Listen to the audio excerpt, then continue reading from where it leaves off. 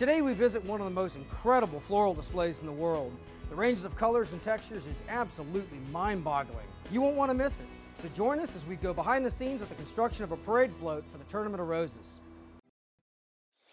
These moments of beauty and relaxation are brought to you by Proven Winners Flowering Shrubs. Our goal is to leave you free to just enjoy your garden. Proven Winners Flowering Shrubs can be found at local garden centers across the country.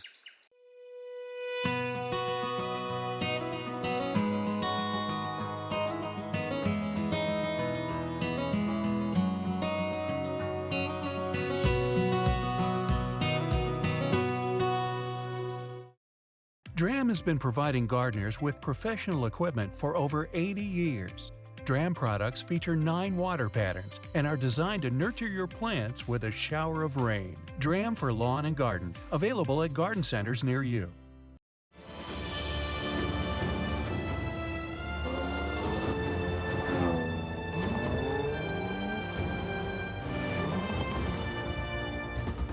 The Jaguar F-Pace.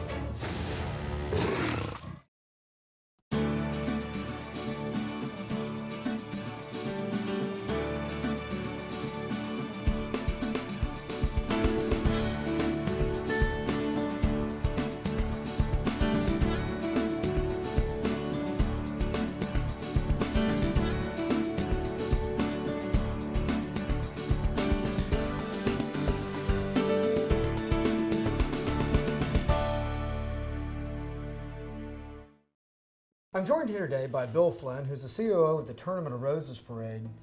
Bill, this parade is so rich in history. I want you to take us back to the beginning, talk to us about how the whole thing got started. Well, the first thing I want to do is welcome you to Pasadena. The reality is that was all part of how it got started in the beginning. All of a sudden, some Midwesterners came out and they started seeing palm trees and sunshine and flowers growing. And a few of them got together on January 1 of 1890 and said, let's have a festival, let's have a parade, let's get everybody together.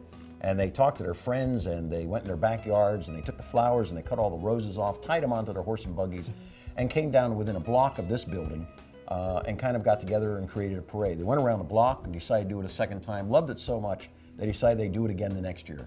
Well, before you knew it, they actually had an event going. And it wasn't too long before they actually realized that they had a big event and they were going to call it the Tournament of Roses. Well, you know, I've seen a number of old photographs of, say, Model T cars with roses all over them.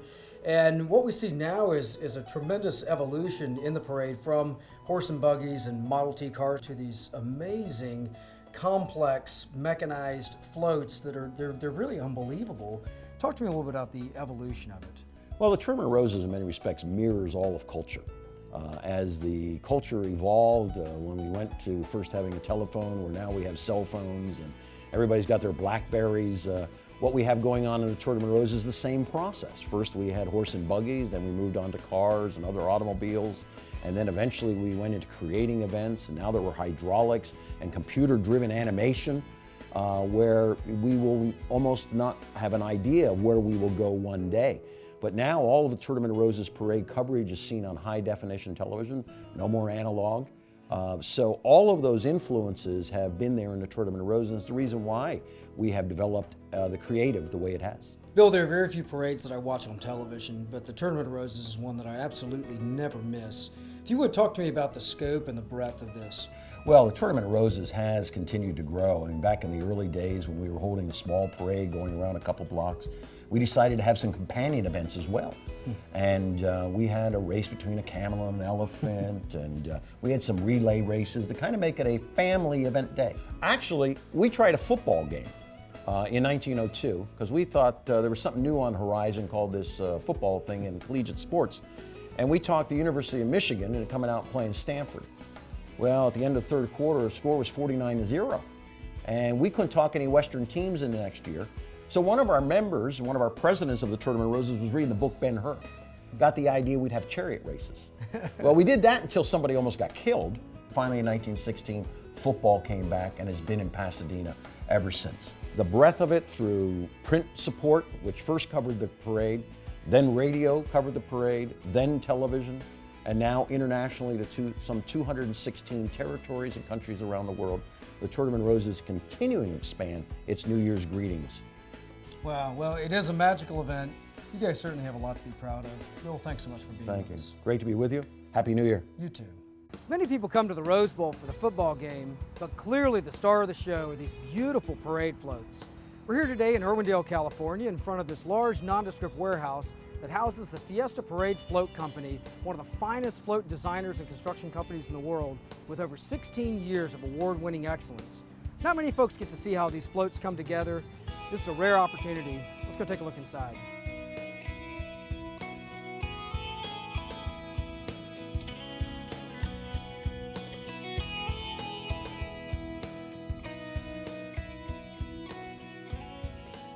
What an amazing place, and it's just teeming with activity. Today I'm joined by Raul Rodriguez, who's the designer behind some of the most amazing floats that you're going to see in the parade. Welcome.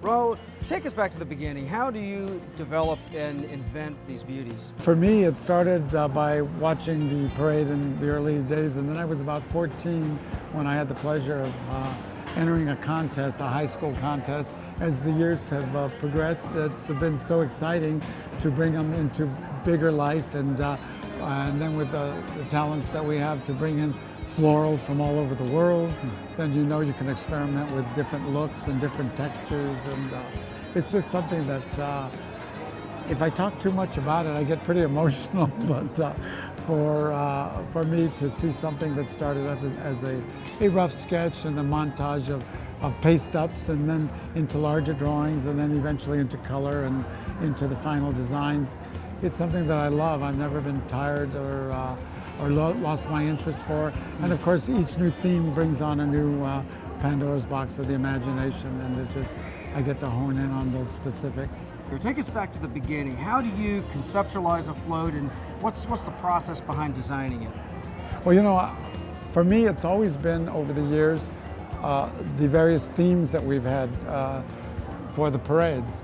I think I love every walk of life, every little bit of life, and I'm always scouring museums and bookstores and patterns on clothes and you name it.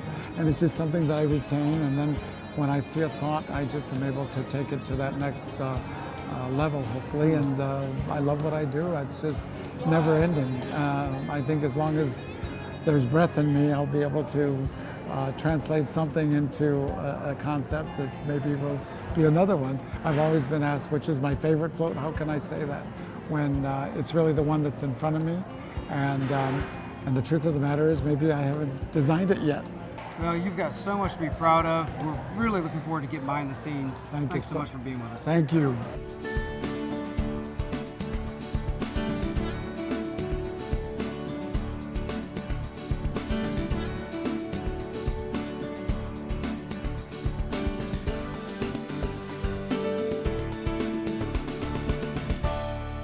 Tim Estes is the president of Fiesta Parade Floats, as well as the man behind a lot of the structural engineering that basically are the guts or the skeleton of each one of these floats.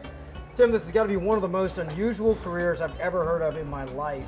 How in the world did you get into this, and what sparked your interest? Well, I was a young kid. The neighbor up the street had a parade float company. His name was Don Bent, and starting at age 8, I'd go down and help decorate the floats when I was a kid, and it was kind of interesting to go ahead and glue on the flowers just like the decorators nowadays. But that just continued on to a full-time job, full-time work, and here I am 45 years later. You know, as I look at the structure of these floats and how intricate and complicated all of this metal is, it seems like this would be the work of a trained engineer. What was your background? Well, you know, my background is I think I had a natural aptitude building things. My dad built spacecraft parts for NASA and JPL, and I think I got a lot of that from Dad. And I would always tinker with my dad's tools and things in the garage and just make funny little silly things. But, you know, one thing led to another, and I was just enthralled on creating floats because it was a unique challenge because every float's different. Wow, you know, as I walk around and look at many of the floats here, it's hard for me to even imagine where you would get started with all of this. How do you take it from this conceptualization on paper and break it down into this mass of iron and cloth? Well, once a design is finalized, I specify in the sales meeting, you know, based on the client's budget, on how big and wide and how much animation is going to be on the float. So that's a given up front because I'm working within the client's budget range.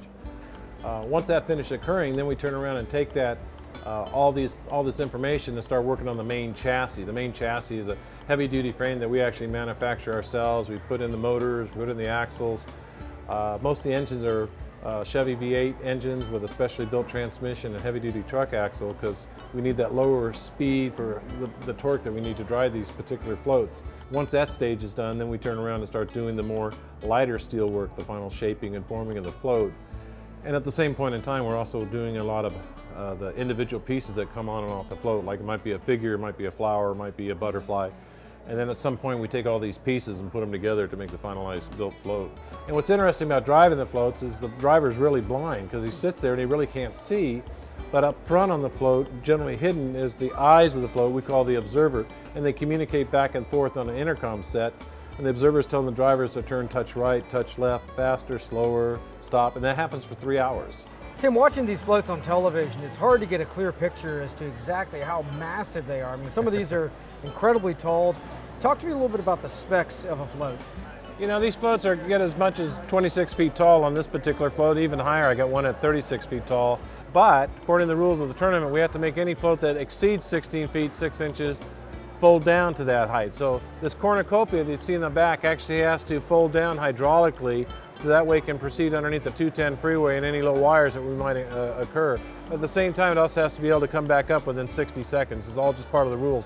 And these floats go down the street. They're weighing anywhere from 40 to 45,000 pounds on the average float, but I actually got one float this year that's closer to 55,000 pounds. You know, it's 27.5 tons, but there's 12 wheels underneath the float to help distribute the load. Well, it's an amazing feat. It's been so fascinating taking a look inside. Hey, thanks for your time today. Appreciate it. Okay.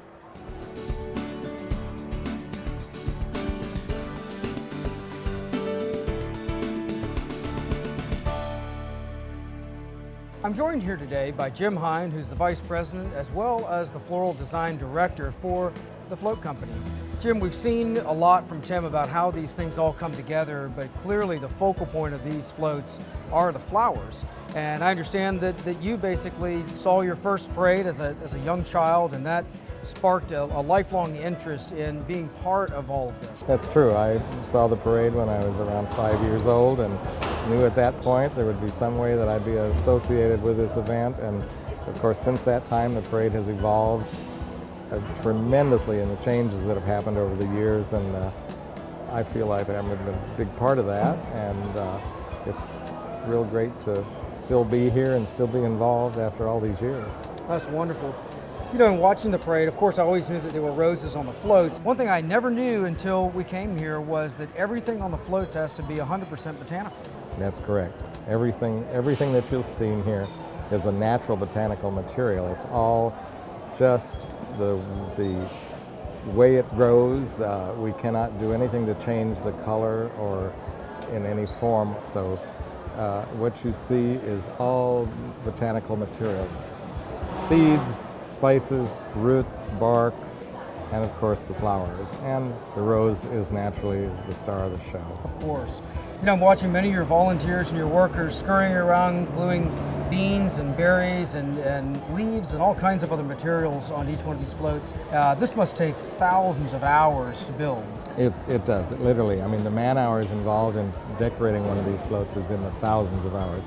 Literally, it's a year-long process from the building and my planning of the plant material that we're going to be ordering. We get started on these very early in the year. A lot of the materials I have ordered months and months and months out, and that we are able to have grown for us for the quantities that we require. But the buildings and the artwork that is involved in it is immense. Just the decorating process alone can involve maybe 9,000 man hours of just putting on these plant materials. But this week of the decorating week, it's the most intense time when we're dealing with all of our natural botanical products. You know, I know there are a number of very special innovations that you guys have come up with to, make sure that everything survives. There's a lot that goes into putting these together, making the colors work, coming up with the different color combinations and designs. I want us to take a walk and talk about some of the floral technology here. Let's do that. I'll be glad to show you around here. Great.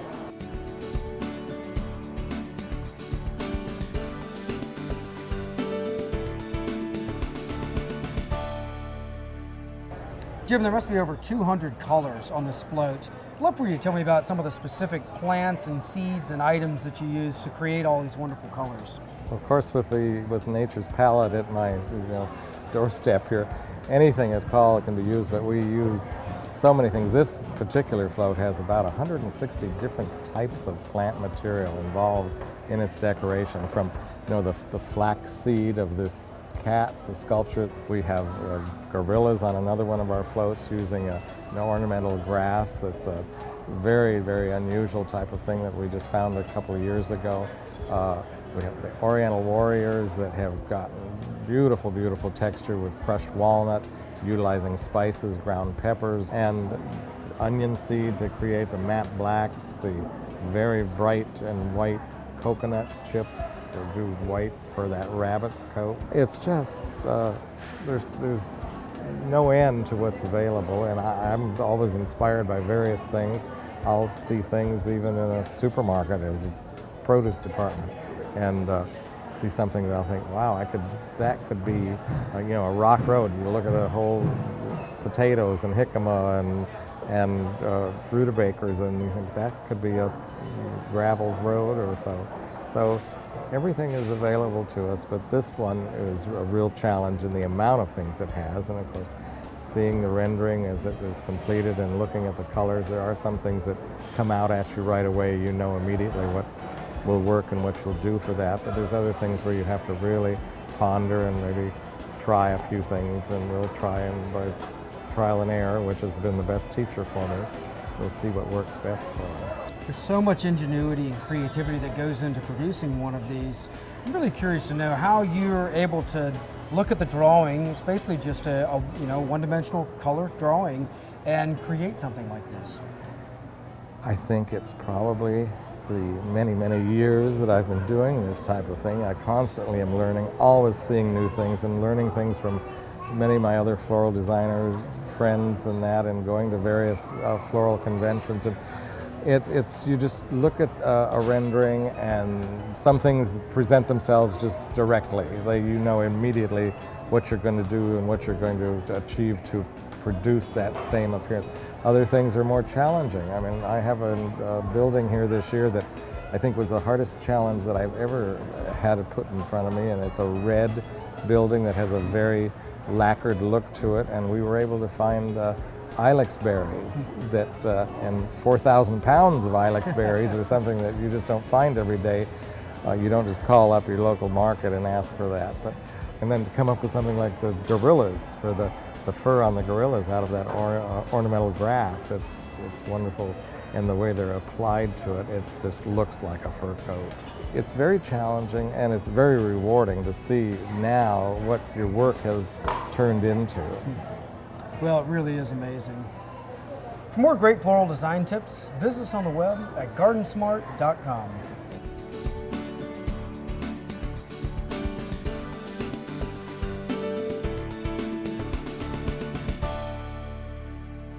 Jim, I can imagine one of your greatest challenges here is not only keeping the stuff alive, but keeping it fresh and vibrant. You guys, of course, do a wonderful job of that. What's your secret? It's planning. It's just planning, and it takes a lot of work to get these materials to where they are now. I have wonderful vendors that, in a lot of cases, they bring the product to me in water. It's sure that when we receive a shipment, we make sure that it's hydrated correctly and for the length of time. We use a solution that when we cut the flowers, we dip it in. It's a material called Quick Dip, and it makes those flowers hydrate faster. They pull the water up to them, they get very turgent, and then we don't put anything on the float that hasn't been well conditioned, because that's the secret of making them stay fresh longer. Every one of the roses and such are in their own individual water vials, so that helps them.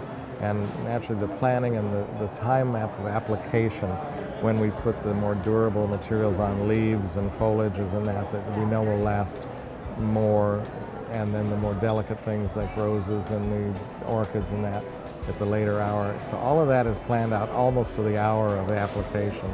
And it just is it's a long process putting it together, but it all works, and it's a wonderful, wonderful thing to see these results that are the year of planning And literally, there's a lot of magic involved in it also.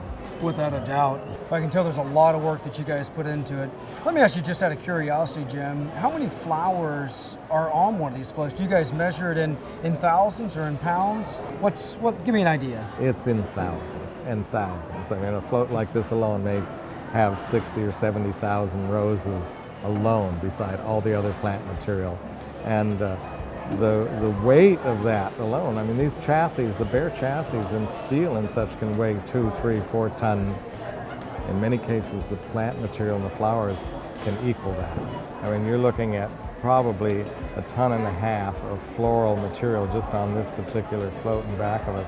It's phenomenal. I mean, you're dealing with a product that has primarily water, and it's just heavy. And of course, we don't want it to rain, because the rain adds a lot more weight to these vehicles, and which causes us to have a lot more problems with the amount of water that the flowers absorb and hold. Wow. You know, what an amazing place, Jim. You guys have done such a phenomenal job here. And of course, I can't wait to see these guys rolling around in action. Thank you so much for spending the day with us. You're very welcome. I'm glad you're here, and have a Happy New Year. Thank you, Jim.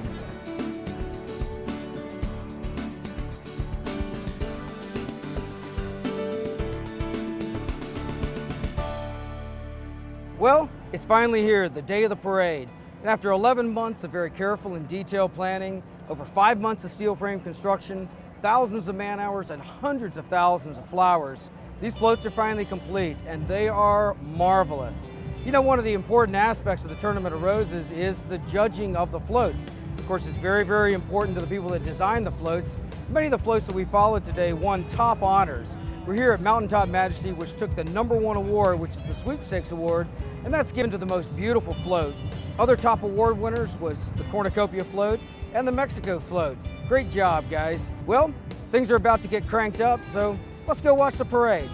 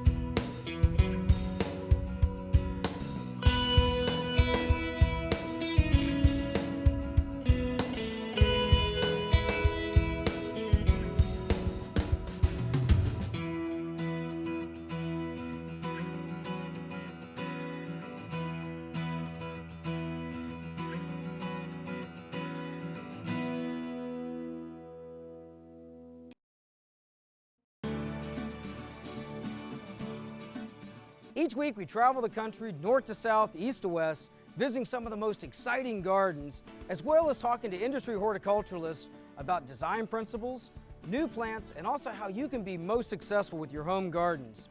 We also love answering your gardening questions, so visit us on the web at GardenSMART.com.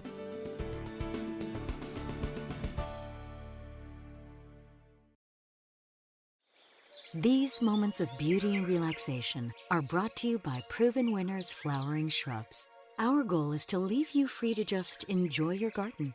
Proven Winners Flowering Shrubs can be found at local garden centers across the country.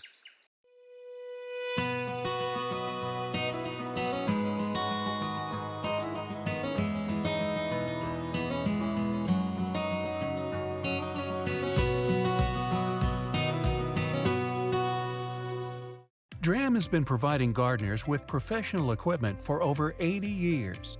DRAM products feature 9 water patterns and are designed to nurture your plants with a shower of rain. DRAM for lawn and garden, available at garden centers near you.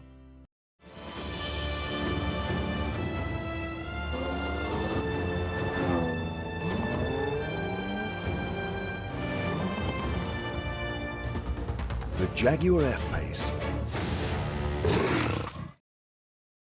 It's been one of our most unusual shows, as well as one of the most interesting uses of flowers and plants. If you have any questions about things you've seen today, visit us on the web at GardenSMART.com. And remember, even if you're a master gardener or a floral designer, there's always more to learn. So join us next week for more ideas and information as we garden smart.